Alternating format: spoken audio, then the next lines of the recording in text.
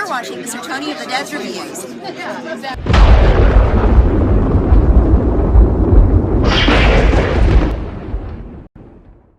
Hey everybody, what's going on? Mr. Tony of the Dead here, and I have another movie review for everybody out there. This one's on a movie called Clowntown. This is from ITN Distribution, and it's directed by Tom Nagel. And in this movie, we have Brian Nagel, Lauren Elise, Andrew Staten, Katie Keene, and Jeff Denton. And what this movie is about these two couples that are on their way to a concert in Ohio. They're just driving there, and you know they're having a good time and everything, and they need directions, so they go into a little restaurant and they get directions, and here the directions take them through this kind of abandoned, almost definitely abandoned town. And what they realize once they're there very quickly is that it's kind of like overrun or taken over by these psychopaths that are dressed up like clowns. So they have to stick together and just try to get out of the town alive. Alright, so this doesn't sound like the most original story for a movie. It's definitely been done before. Not really sure how many times or if it's been done really with clowns. I'm sure it has, but it's kind of a cat and mouse movie, the whole movie. They're obviously the mice and the clowns are the cats, and the clowns aren't the funny haha make a balloon animal or something out they're not like a joking kind of clown.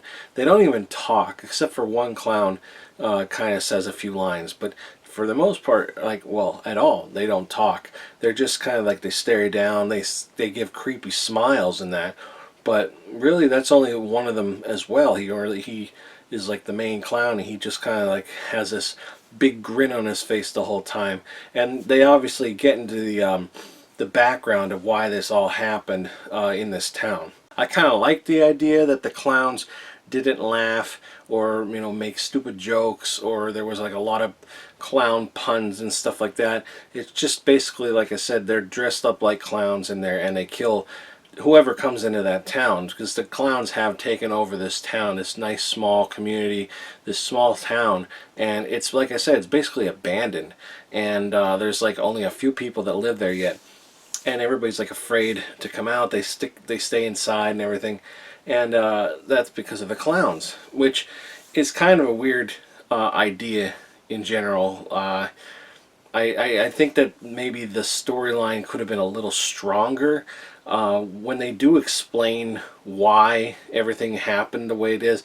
It's kind of, I don't know, I know it's a movie and everything, but it kind of sounds very unbelievable, and I just didn't really grasp onto the concept of why it happened. I think there could have been a little more to the story, a little more background to this as well. And the movie actually starts off with a certain night, and the babysitter is watching these two kids, it's a cliche kind of thing, and then something happens to the babysitter, and then flash forwards 15 years.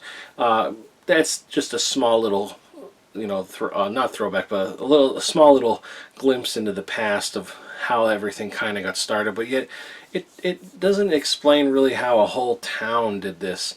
I don't know, maybe you have to rewatch it or watch a couple times to really get it, but I thought the movie looked nice. It was shot very well, very dark, but not too dark that you can't tell what's going on.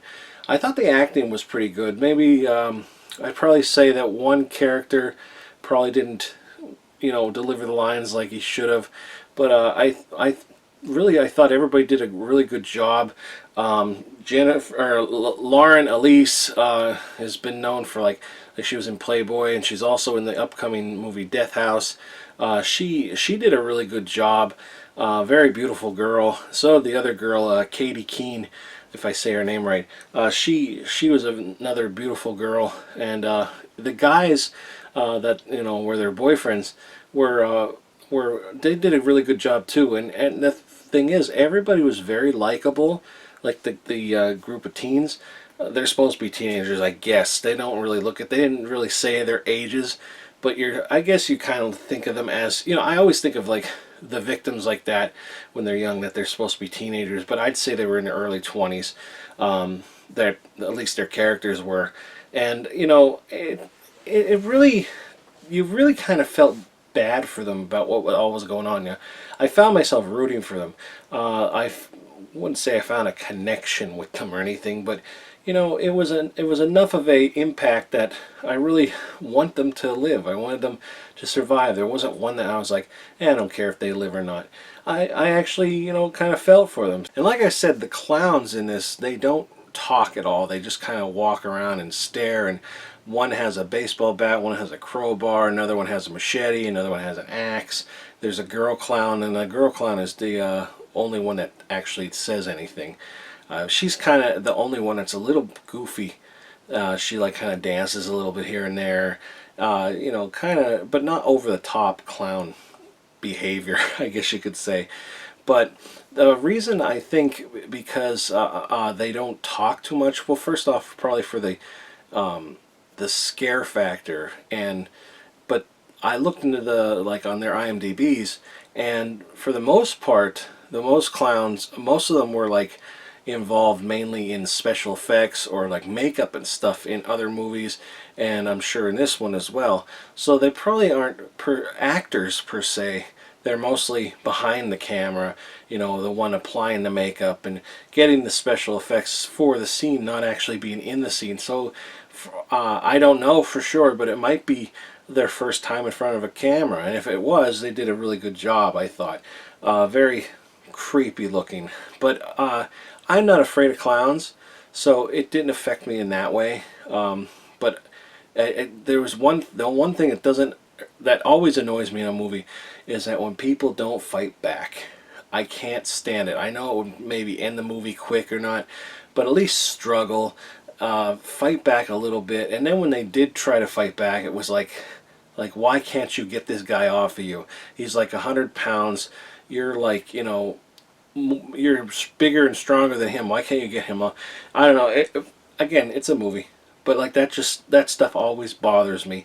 Like, I can't stand when somebody doesn't fight back. And even the main, well, not one of them. They're all four of them were main characters, but like the other guy that was more of like the comedy guy, but he wasn't an annoying comedy. I know that sometimes they can get really annoying, and you know, when they're trying to be funny, over the top, everything is a joke. But he was a tough looking dude, and yet he was afraid of all this stuff. Now I know, okay, they have machetes and all that, but I don't know. I just think you get that in, you know, that fight or flight in your brain. I guess that's the saying. Yeah, that you would just kind of like, fuck it, take them out, you know. But again, it's a movie. There's also two other characters in this that get added to like the main roster, and they're on their way from doing some kind of job. They don't actually say what they do. I assumed it was illegal stuff, but they have banter between each other that's pretty comical, and you know, it feels like a real conversation, as well as the main characters. They all kind of mesh well together. Like, you would actually assume that they were actual couples. Like, it was very convincing, so I applaud them for that. But would I recommend this movie? Maybe. I don't know.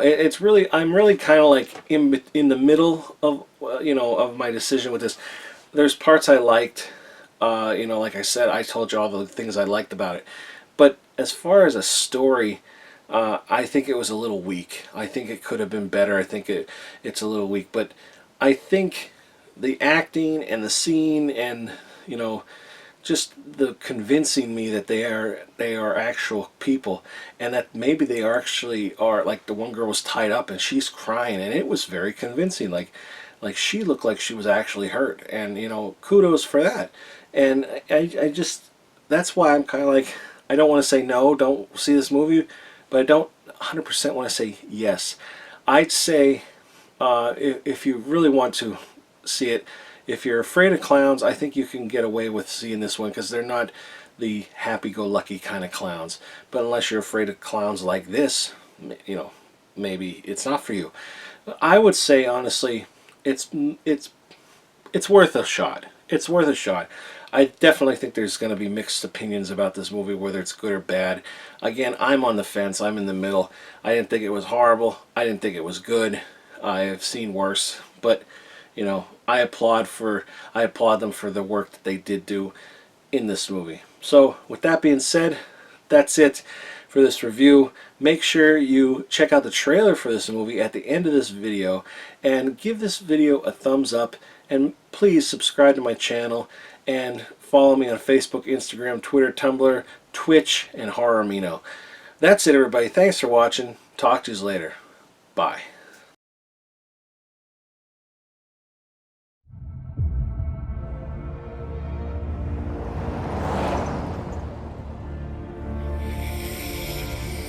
The people that live here, they stay inside.